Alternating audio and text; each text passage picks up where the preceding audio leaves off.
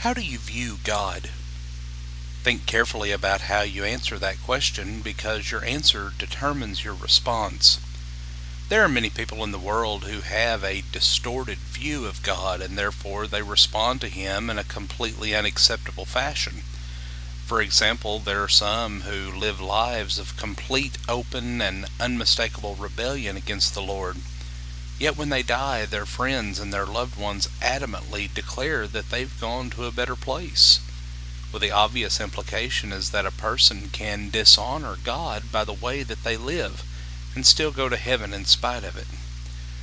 But what does that say about their view of God? Is He really a God that would look so carelessly upon how we live that He would reward those who practice unrighteousness? Well, certainly not. Psalm 100 is just one of many passages that tell us something about the character of God and how we should respond to Him.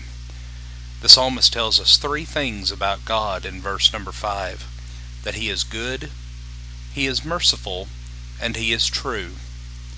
His goodness refers to His graciousness and benevolence.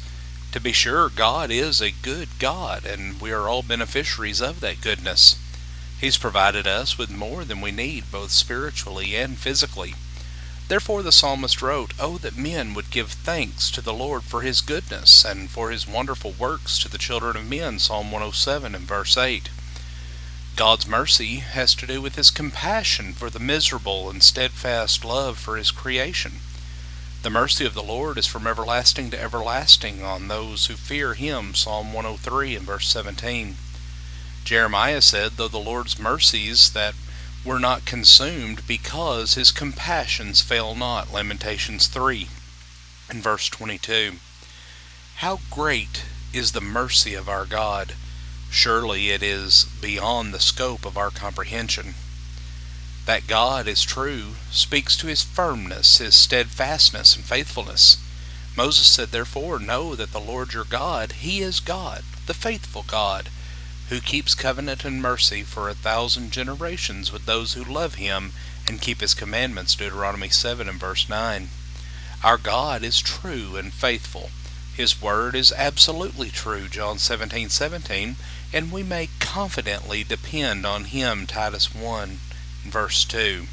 But how should we respond to a God who is good, merciful, and true? Well, the first 4 verses of Psalm 100 describe 4 proper reactions. First, we should worship with joy. When we worship, we give honor and homage to God because He is worthy of our worship, and we should long for each and every opportunity that we have to worship God and be glad when we have those opportunities. Our great God deserves to be exalted with hearts that are full of joy. Secondly, we are to serve with gladness. Because of all that God has done for us, we should desire to do all that we can for Him.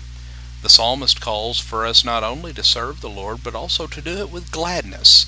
Israel was warned that serving the Lord without gladness would result in punishment, Deuteronomy 28:47.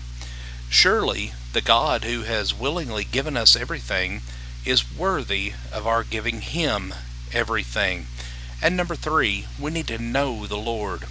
So many people claim to know the Lord, but how many really know what that means? To know the Lord in the way that the psalmist suggests is much more than just knowing facts about Him. It's an intimate knowledge of who He is. That can only come through gaining knowledge of His will. Paul said, "The more we know about God's will, the more we will know about Him," Colossians 1, 9 through 11.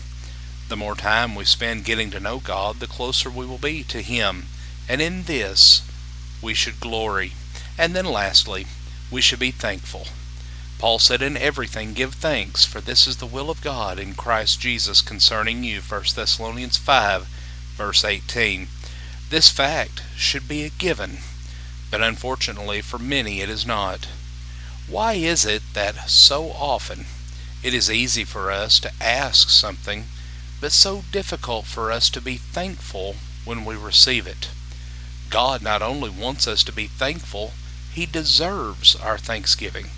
The ultimate expression of thanksgiving is a life lived to His glory in accordance with His will.